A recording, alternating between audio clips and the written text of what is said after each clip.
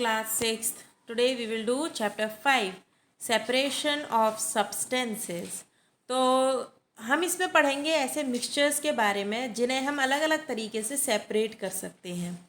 तो आप समझ सकते हो कि जैसे दो चीज़ों को अगर आप मिक्स कर दो, मान लेते हैं कि आपने सॉल्ट लिया और उसके अंदर आयरन नेल्स मिक्स कर दी, तो आप आयरन नेल्स को अलग कर सकते हो? बिल्कुल कर सकते हो.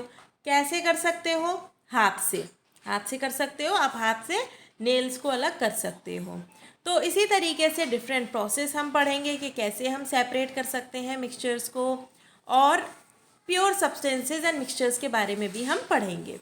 तो चलिए स्टार्ट करते हैं. Pure substances and mixtures. We use a variety of substances in our everyday lives. These substances are made up of small particles called molecules. तो देखो हमने पहले भी पढ़ा था पिछली क्लासेस में कि जितने भी सब्सटेंसेस होते हैं वो बने होते हैं मॉलिक्यूल से. कोई भी सब्सटेंस है वो बना हुआ है मॉलिक्यूल से. These substances are of two kinds, pure substances and mixtures. तो दो तरीके से बनते हैं सब्सटेंसेस. एक तो प्योर सब्सटेंस होता है, दूसरा मिक्सचर होता है. Substances that contain only one kind of particles are called pure substances. तो pure substances क्या होते हैं? जिसके अंदर सिर्फ एक पार्टिकल होता है, एक टाइप का पार्टिकल होता है. ठीक है, एक टाइप का पार्टिकल होगा तो हम उसको बोलेंगे pure substance. Pure substances contain only one kind of particles. For example, water. Water is pure substance because it has only one type of particles. What happens when you dissolve salt in it? तो अगर हम water की बात करें तो water pure substance है. ठीक है, हमारे पास वाटर है, वाटर के अलावा तो उसके अंदर कुछ भी नहीं है. पर क्या होगा जब हम वाटर के अंदर सॉल्ट ऐड कर देंगे, यानी पानी में अगर हम नमक मिला देंगे? What happens when you dissolve salt in it? Will it remain pure? No. As we know now have salt particles along with water, salt water is now a mixture as it contains more than one type of particles. तो जैसे ही हम पानी में salt मिलाएंगे, पानी में आप नमक घोल देंगे, तो जो आपका अब तैयार होगा वो होगा मिक्सचर. ये क्यों मिक्सचर? क्यों? क्योंकि अब उसके अंदर पानी भी है, वाटर भी है और इसके अलावा सॉल्ट भी है. तो एक से ज़्यादा पार्टिकल्स हो गए उसके अंदर, इसलिए हम उसे क्या बोलेंगे? Mixture. A mixture is a combination of two or more substances that mix together without any chemical reaction taking place. तो मिक्सचर वो होता है जब आप दो या दो से ज़्यादा चीज़ों को आपस में मिक्स करते हो और उसके अंदर कोई केमिकल रिएक्शन नहीं होता है. Do you know that air is a mixture of several gases? आप सबको पता है ना, आपने ज्योग्राफी में पढ़ा भी है. साइंस में भी आपका एक चैप्टर था पिछली क्लास में जिसमें आपने एयर के बारे में पढ़ा था. अब एयर प्योर तो नहीं होती, उसके अंदर बहुत सारी गैसेस मिक्स होती हैं. तो एयर क्या हो गई? हमारी गैसेस का मिक्सचर हो गया. आपकी एयर के अंदर नाइट्रोजन भी है, ऑक्सीजन भी है, कार्बन डाइऑक्साइड भी है ना? तो एयर क्या हो गया? Mixture of gases. Now separation of substances. अब दो चीज़ों को मिक्स कर देंगे तो अलग कैसे करेंगे? Mixtures of various types are used for different purposes by all of us. But sometimes the different components of a mixture need to be separated. It may be required to separate some impurities or useless components or harmful components to obtain different useful components. तो एक तो होता है कि हम कुछ चीज़ों को मिला के, दो या दो से ज़्यादा चीज़ों को मिला के हम मिक्सचर तैयार करते हैं. पर काफ़ी केसेस ऐसे भी हैं जब हमें मिक्सचर में से प्योर सब्सटेंस चाहिए होता है, और जब हमें एक मिक्सचर दिया हुआ है और हमें प्योर सब्सटेंस अलग करना है तो भाई उसके लिए हमें डिफरेंट प्रोसेस अपनाने होंगे उसको सेपरेट करने के लिए. तो चलिए देखते हैं. We all love lemonade which is a mixture of water, sugar and salt. तो नींबू पानी तो सबने पिया होगा. अब नींबू पानी बनाते हैं तो कैसे बनाते हैं ज़रा याद करिए. उसके अंदर पानी होता है, सॉल्ट होता है और शुगर होता है. But sometimes the substances in a mixture need to be separated. For example, water, sugar, fat, protein, vitamins and calcium are the constituents of milk, which is a mixture. तो milk भी क्या है? एक mixture है. Mixture क्या है उसके अंदर? उसके अंदर वाटर है, शुगर है, फैट है, प्रोटीन है. Our body needs calcium and protein, but too much fat can be unhealthy. So in order to make the milk healthier, it is advised that most of the fat from the milk is separated forming low fat और skimmed milk. तो आपने देखा होगा कि जब दूध गर्म करते हैं तो ऊपर मलाई आ जाती है, तो वो एक्चुअली फैट है। तो ये सेपरेशन हो गया ना भैया, आपने दूध में से फैट को अलग कर दिया, तो इसको बोलते हैं स्किम्ड मिल्क। ओके, क्योंकि भाई आप इतना ज़्यादा फैट का अगर दूध पियोगे तो क्या होगा, अनहेल्दी, काफ़ी अनहेल्दी होता है और आप हद से ज़्यादा मोटे हो सकते हो। तो ये भी एक सेपरेशन का प्रोसेस है। When your mother pours tea into a cup, she separates the insoluble tea leaves from the tea by using a strainer. तो आपने देखा होगा जब चाय बन जाती है तो चाय को मम्मा छानती हैं, ऐसे सीधे करके तो नहीं दे देती हैं आपको। तो ऐसा क्यों करती हैं, क्योंकि वो जो टी लीव्स होती हैं जो इनसॉल्यूबल होती हैं उनको नहीं पी सकते हैं, उनको नहीं ले सकते हैं, इसीलिए उसको भी सेपरेट करते हैं। और सेपरेट कैसे करते हैं, छलनी से छानते हैं ना चाय को, तो हम स्ट्रेनर यूज़ करके टी लीव्स को अलग करते हैं टी में से। Sea water has salt in it, is it possible to separate water and salt?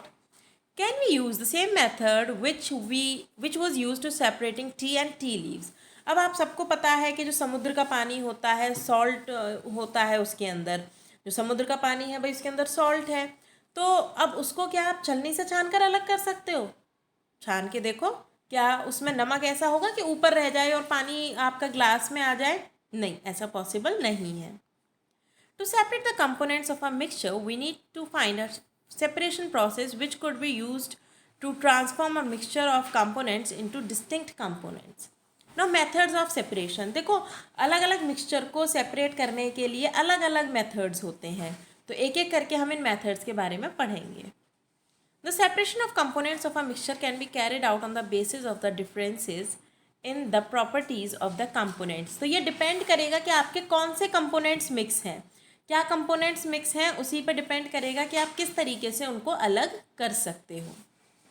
Methods used for separating mixtures depend on the type of a mixture. Let us study some most commonly used methods for separating components of a mixture. सबसे पहले hand picking, सबसे आसान तरीका आप कह सकते हो, एक बेसिक तरीका है हाथ से अलग कर देना चीज़ों को। Have you observed your mother spreading rice or dal on a plate and then try to remove small stones, husk and mud granules? तो आपने देखा होगा जब मम्मी दाल बनाती हैं या कई बार वो चावल या गेहूँ साफ़ करती हैं तो उसके अंदर वो हाथ से ना उसके जो स्टोन्स होते हैं छोटे छोटे या जो गंदगी होती है उसको हटाती हैं, हाथ से ही हटाती हैं। So that is hand picking. Sometimes fruit sellers separate oranges or apples of different sizes and stack them separately in two different heaps. अब भाई आपको ऑरेंजेस दे दिए जाएं, एप्पल्स दे दिए जाएं और बोला जाए कि चलो इनको अलग अलग लगाइए, तो अलग अलग कैसे लगाएंगे? अब एप्पल और ऑरेंजेस अपने आप तो जा नहीं सकते हैं कि मैं एप्पल की लाइन में लग जाता हूँ और मैं ऑरेंज की लाइन में, तो इसके लिए आपको क्या करना पड़ेगा, अपने हैंड्स का यूज़ करना पड़ेगा। तो हैंड पिकिंग से आप ऑरेंजेस और एप्पल्स को अलग अलग कर सकते हैं। They sell the bigger ones for a higher price. They also pick the rotten pieces from the heap. इसके अलावा आप ख़राब जो आपका फ्रूट है उसको भी अलग कर सकते हो। अच्छा, जब आप एप्पल और ऑरेंजेस को अलग करेंगे तो आप एप्पल के एक जैसे साइजेस को भी अलग कर सकते हैं। एप्पल देखा है ना, कई बार छोटे छोटे भी आते हैं, बड़े एप्पल्स भी आते हैं, तो आप उनको भी सेपरेट कर सकते हो, यानी कि साइज़ के बेसिस पे। The process of manual removal of components of a mixture based on the difference in their sizes, shapes, appearances और qualities is called hand picking. तो qualities के basis पे, appearance यानी दिखते कैसे हैं, इस basis पे जब आप हाथों से substances को अलग अलग करते हैं तो उसको हम बोलते हैं, components को अलग करते हैं तो उसको बोलते हैं hand picking.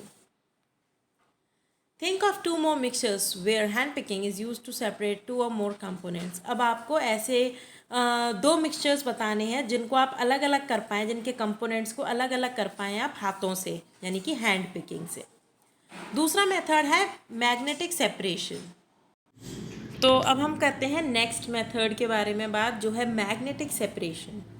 Suppose you have a mixture of plastic beads and solid iron beads of the same size in a container. एक कंटेनर में आपके पास आयरन के कुछ टुकड़े हैं और प्लास्टिक के हैं। How would you separate such a mixture? Can you do it easily by hand picking? What do you think would happen if you brought a magnet near the mixture? तो देखो आप बोलोगे मैम आयरन और plastic को तो हम हाथों से भी अलग कर सकते हैं, तो बिल्कुल कर सकते हैं, पर इसका सबसे स्मार्ट तरीका हम कह सकते हैं मैग्नेट। अगर आप इस मिक्सचर के पास मैग्नेट लेकर आएंगे तो जो मैग्नेट है उससे जितना भी आयरन के पीसेस हैं वो चिपक जाएंगे और प्लास्टिक नीचे रह जाएगी। When a magnet is brought closer to the mixture, the iron beads get attracted to the magnet and thus get separated from the plastic beads. This separation technique can be useful in iron mines as only iron gets attracted to a magnet and rest of the unwanted substances can be left behind. तो ऐसा तब होता है जब भाई, ये तो आपको एक एग्जांपल दिया कि एक कंटेनर में आपने दो चीज़ें मिक्स कर दी, पर इसका जो असली यूज़ है वो होता है माइंस में, जहाँ पर आपको सिर्फ लोहा निकालना होता है। तो आप मैग्नेट पुट करते हो, मैग्नेट डालते हो और मैग्नेट से लोहा चिपक जाता है, बाकी सारा कुछ वहीं रह जाता है। It is also used to separate recyclable iron waste in a junkyard.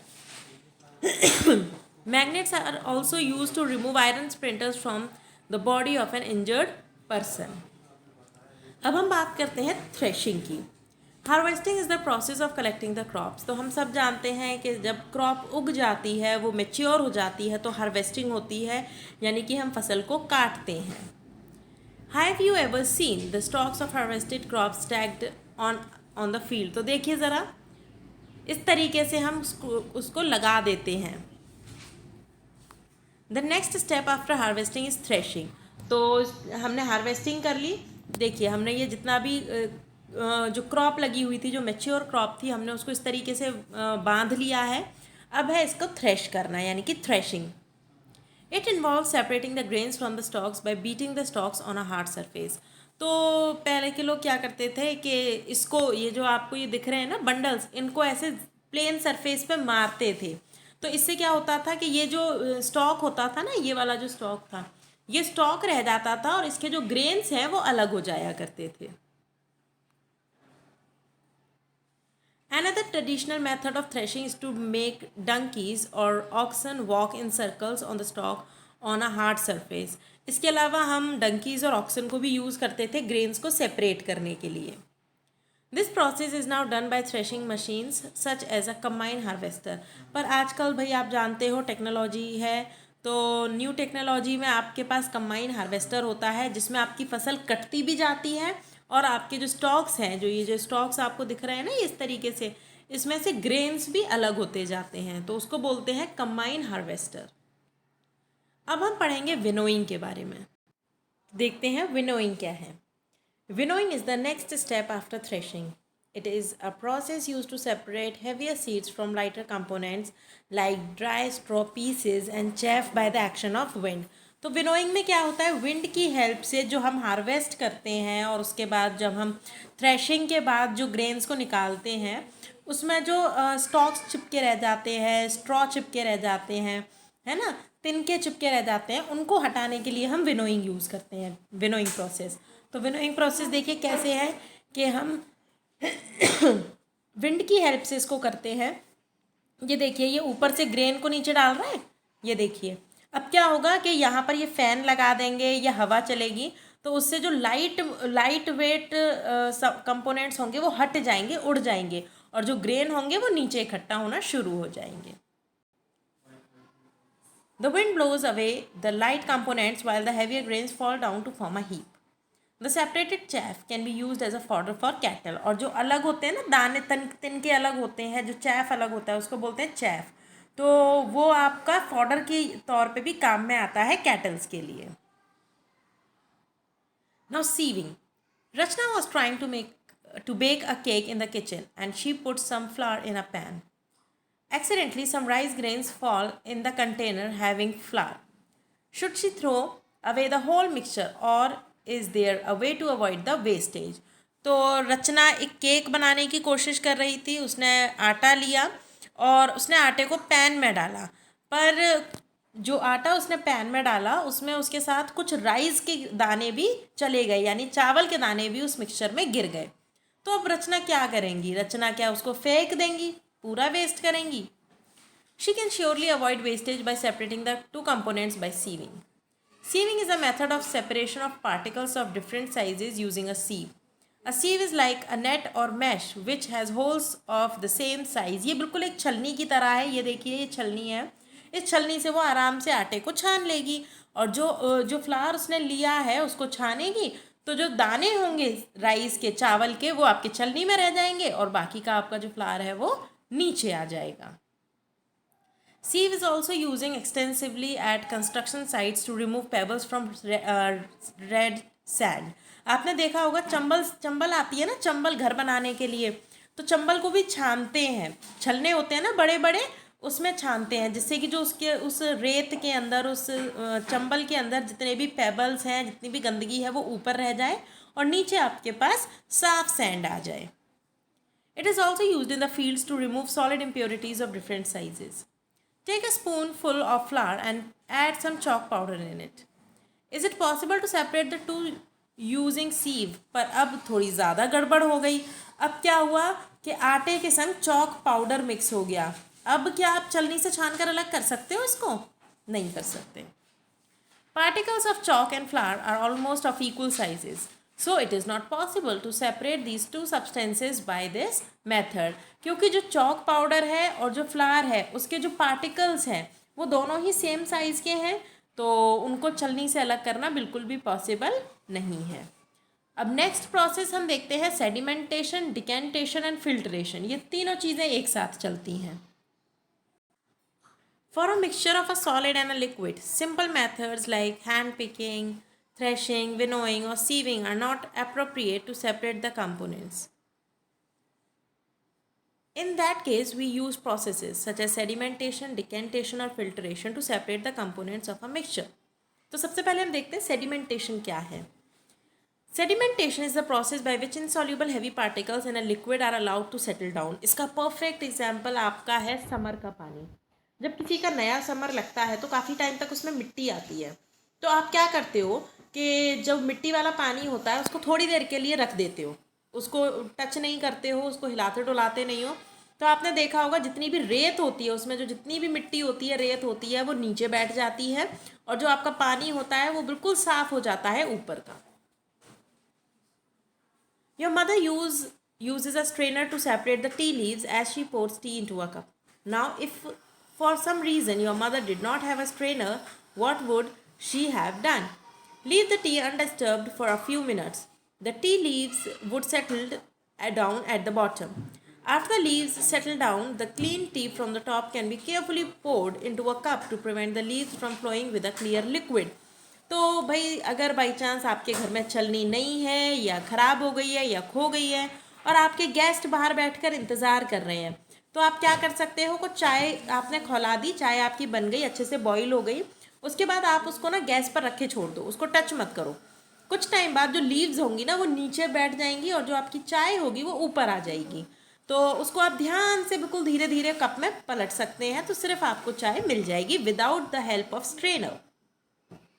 तो देखिए ज़रा, ये बिल्कुल मैंने जो आपको एग्जाम्पल दिया था ये वही एक्टिविटी है कि समर का पानी जब गंदा होता है यानी उसमें मिट्टी होती है तो आप उसको देखिए बीकर में भर के रख दीजिए. देखिए आपने इसमें बीकर में भर के रख दिया ना, अब बीकर में आपने भर के रख दिया तो कुछ टाइम बाद जितनी भी मिट्टी थी वो देखो नीचे बैठ गई, नीचे बैठ गई ना, और ऊपर आपका बिल्कुल साफ पानी आपको मिल जाएगा.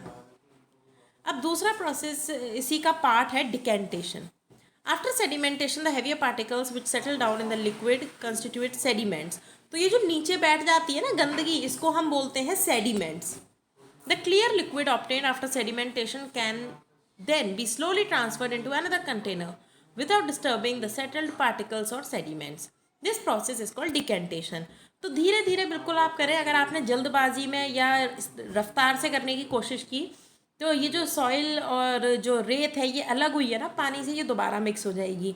तो बड़ा ही धीरे धीरे आपको इसको पलटना है दूसरे कंटेनर में, और जैसे धीरे धीरे आप उसे पलटेंगे दूसरे कंटेनर में तो उसको बोलेंगे decantation.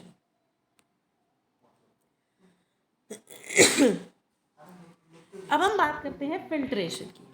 Is there any method to further purify the water obtained after decantation? Yes, it can be purified through filtration.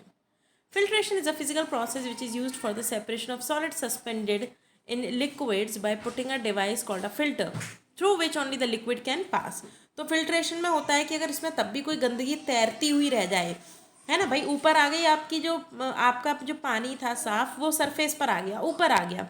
पर कई बार ऐसा होता है कि कुछ गंदगी ऐसी होती है जो सरफेस पर तैरती है, नीचे नहीं बैठती है, तो उसके लिए आप यूज़ कर सकते हो filtration method.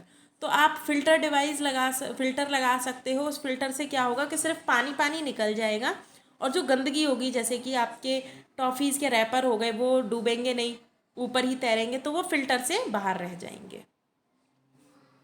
Solid impurities bigger than the perforations of the filter are retained on the surface of the filter.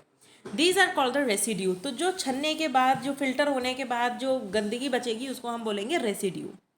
The liquid obtained after filtration is called filtrate. और जो सही लिक्विड आपको मिलेगा, यानी छना हुआ पानी मिलेगा, फिल्टर किया हुआ पानी मिलेगा, उसको हम बोलेंगे filtrate. Have you ever had sugarcane juice? The juice sellers uses a piece of cloth to remove some husk or bigger particles which may be left in the juice. Is this process similar to filtration? तो आपने देखा होगा जब कभी, अभी तो खैर चलनी यूज़ करते हैं, दो चलनियाँ यूज़ करते हैं। इवन शुगर केन का जूस जो बेचते हैं ना, गन्ने का जूस जो बेचते हैं, वो देखना 2 चलनियाँ यूज़ करते हैं। क्यों? जिससे कि बिल्कुल भी जूस के अंदर जो हस्क है या जो छोटे छोटे पार्टिकल्स हैं वो ना आ पाए। The inner lining of your nose has some fine hair. तो ये थोड़ी सी गंदी सी एक्टिविटी है, ज़रा करके देखो। अपनी नाक को चेक करो मिरर में जाके, अंदर देखो अपनी नाक के, आपको छोटे छोटे हेयर्स नज़र आएंगे अपनी नाक में। अब आप बोलोगे मैम इनका काम क्या है, तो इनका काम अभी देख लेते हैं क्या है। These hair trap the dust particles from the air we breathe in to allow only the clean air to pass through. This is called filtration. Actually ये काम करते हैं फिल्टर का। हमारी नाक के अंदर जो बाल होते हैं वो फिल्टर का काम करते हैं। हम जो सांस लेते हैं, अगर उसके संग कोई गंदगी हमारी नाक में जाती है, तो ये जो नाक के बाल होते हैं, ये उस गंदगी को, ये उस डस्ट को रोक लेते हैं, और हमारी बॉडी के अंदर सिर्फ प्योर ऑक्सीजन ही जाती है। ये एक्टिविटी है, ये एक्टिविटी आपको खुद करनी है। अब हम बात करते हैं evaporation and condensation. In all the examples given earlier, the components of various mixtures separated were not soluble in water, so they could be separated by filtration. तो ऐसे सब्सटेंसेस जो पानी में नहीं घुल सकते, लिक्विड में नहीं घुल सकते, ऐसी चीज़ें तो हम फिल्टर करके अलग कर सकते हैं। How do we separate the components which are soluble in water? पर ऐसे कंपोनेंट्स जो वाटर के अंदर घुल मिल जाते हैं, जैसे कि सॉल्ट है, शुगर है, इनको हम कैसे अलग कर सकते हैं?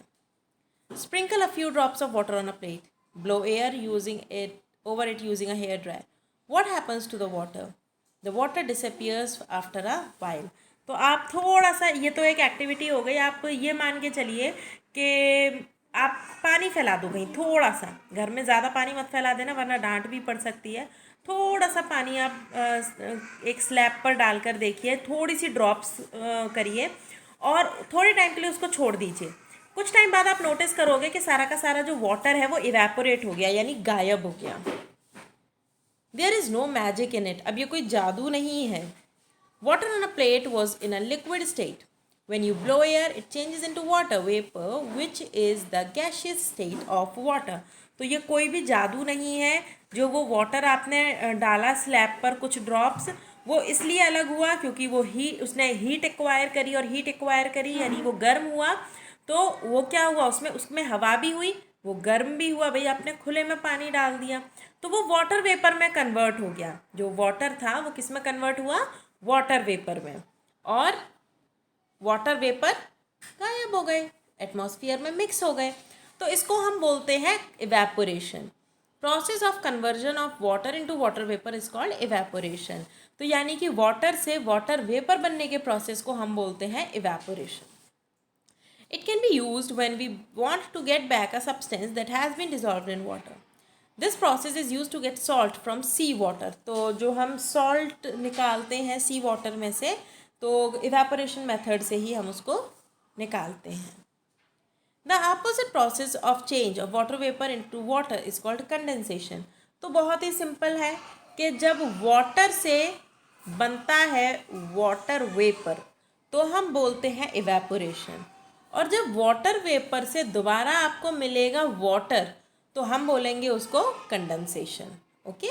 बिल्कुल इसका रिवर्स प्रोसेस हो गया। ये दोनों आपस में एक दूसरे के अपोजिट हैं। ये दो एक्टिविटीज़ हैं, बहुत इजी एक्टिविटीज़ हैं, ये आप आराम से कर सकते हो, इनको करके देखिएगा। The phenomena of evaporation and condensation is used in the United Arab Emirates to get salt from seawater. The evaporated water is then condensed to get clean drinking water. Now, solution and solubility. A solution is a homogeneous mixture of a solvent and a solute. तो solution होता है homogeneous mixture। देखते हैं किस तरीके से। A solvent is a substance that dissolves a solute that may be a liquid, solid or gas, resulting in the formation of a solution. Solvents are usually but not always liquids. तो देखो solute का मतलब जिसके तो जो solution होता है उसमें दो कंपोनेंट्स होते हैं, first is solute and the other one is solvent. Solvent यानी कि जिस चीज़ के अंदर हम उसको डिज़ोल्व करते हैं, और जो चीज़ डिज़ोल्व करते हैं उसको हम बोलते हैं solute. Solutions form the medium in which many chemical reactions are carried out. We can observe the use and presence of solutions in our everyday lives. Examples of these are the liquids we drink, air we breathe, and the fluids in our body. तो ये सब हमारे क्या हैं? Mixtures हैं, solutions हैं।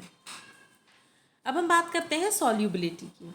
It is the maximum amount of substance dissolved in a given volume of solvent. Often, the solubility of water is expressed is in gram per 100 ml. तो देखिए सॉल्युबिलिटी होता है मैक्सिमम अमाउंट। आपको एक amount दे दिया जाए liquid का, आपको एक ग्लास पानी दे दिया जाए और उसके अंदर आप घोल पाओ जितना घोल सकते हो सॉल्ट या शुगर, तो वो होगी जितना उसके अंदर घुल जाएगा, जितना उसके अंदर घुल जाएगा अच्छे से, उसको हम बोलेंगे उसकी solubility. The saturated solution is one in which the no more solute dissolve as it has reached its maximum solubility. और जब वो ऐसी कंडीशन में पहुंच जाएगा जब उसके अंदर और ज़्यादा आप सॉल्ट नहीं घोल पाओगे, तो ऐसे सॉल्यूशन को हम बोलेंगे सैचुरेटेड। तो क्लियर हुआ आपको सॉल्युबिलिटी और सैचुरेटेड सॉल्यूशन के अंदर डिफरेंस। तो देखिए सॉल्युबिलिटी यानी जितना आप अमाउंट, आपने एक ग्लास पानी लिया, उसके अंदर जितना सॉल्ट आप घोल सकते हो, जितना वो अच्छे से घुल जाए, तो वो होगी उसकी सॉल्युबिलिटी। और जब ऐसी कंडीशन हो जाएगी जब उसके अंदर आप और सॉल्ट ऐड नहीं कर सकते, वो सॉल्ट अब उसके अंदर ऐड नहीं होगा, घुलेगा ही नहीं, तो ऐसे सॉल्यूशन को हम बोलेंगे सैचुरेटेड सॉल्यूशन। अब हम बात करते हैं फैक्टर्स अफेक्टिंग सॉल्युबिलिटी। किस तरीके से हम सॉल्युबिलिटी को बढ़ा सकते हैं, उसको चेंज कर सकते हैं। Steering solutes dissolves faster in the solvent when the solution is stirred. तो देखा होगा जब आप नींबू पानी बनाते हो तो पानी में चीनी डालते हो, और जब चीनी डालते हो तो उसको ऐसे घुमाते हो ना, तभी तो उसके अंदर वो चीनी घुलती है। तो सबसे पहला हो गया आपका स्टेप स्टीयरिंग। आप उसे अच्छे से स्टिर करोगे तो वो जल्दी घुल जाएगा। सॉल्यूट इन पाउडर्ड फॉर्म, तो आप चीनी ले लो और थोड़ा सा अलग जगह पर लो, चीनी को पीस कर उसका पाउडर। तो आप बताओ कौन सी चीज़ सबसे ज़्यादा घुलेगी, पहले घुलेगी? तो सबसे पहले कौन सी घुलेगी? पाउडर्ड, यानी कि जो पाउडर की हुई चीनी होगी वो जल्दी घुलेगी। Now temperature solubility of a solute increases when temperature increases. Solutes can be separated from a saturated solution by the method of crystallization. तो टेम्परेचर का सबसे अच्छा एग्जाम्पल हो सकता है, मम्मी चाशनी बनाती हैं तो उस चाशनी में क्या करती हैं कि पानी लेती हैं और उस पानी में शुगर डालती हैं, और शुगर डाल के और शुगर और शुगर और शुगर डाल के उसको बॉईल करती हैं, गर्म करती हैं ना। जितना ज़्यादा गर्म करती हैं उतना ही ज़्यादा उसके अंदर चीनी घुलती है। तो सॉल्यूट को आप सैचुरेटेड सॉल्यूशन में से क्रिस्टलाइजेशन की हेल्प से आप अलग कर सकते हो।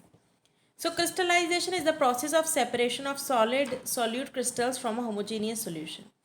Evaporation is used for the commercial manufacture of salt. The process of manufacturing of salt is given here. तो देखिए आपको ये देखना है किस तरीके से आप, ये जो दिया हुआ है ना 1 2 3 4 स्टेप्स में, ये हमें बताएगा कि सॉल्ट कैसे मैन्युफैक्चर होता है, कैसे बनता है। तो देखिए the salt water mixture is collected in pits and evaporated in the sun. तो होता क्या है, इसको पहले जो पानी होता है, सी वाटर होता है, उसको पिट में डाल देते हैं और उसको सूखने देते हैं, सूरज की गर्मी से उस पानी को सूखने देते हैं। As evaporation begins, both soluble and insoluble impurities including salt settle at the bottom. तो पानी तो उड़ जाएगा, पानी तो वेपर बन के उड़ जाएगा, पर नीचे क्या रह जाएगा? सॉल्ट रह जाएगा. Salt is washed in salt water and then in fresh water. तो उसके बाद जो आपको सॉल्ट मिलेगा उसको आप फ्रेश वाटर में अच्छे से धो लेंगे. For 2 to 3 months, salt is drained. Table salt is washed again, drained and dried. बार बार इसको धुला जाता है और बार बार इसको सुखाया जाता है. इस तरीके से आपको सॉल्ट मिल सकता है. ये एक्टिविटी आप लोग करेंगे. इस चैप्टर की एक्टिविटीज़ बहुत आसान है, आप लोग कर सकते हैं. अब हमारा ये चैप्टर कंप्लीट हो चुका है. आप वर्ड बैंक कर सकते हैं अपनी नोटबुक में. इसके अलावा आपको एक्सरसाइजेज भी अपनी बुक में फिल करनी है. In the next class, we will discuss about the question answers of this chapter. Till then, bye.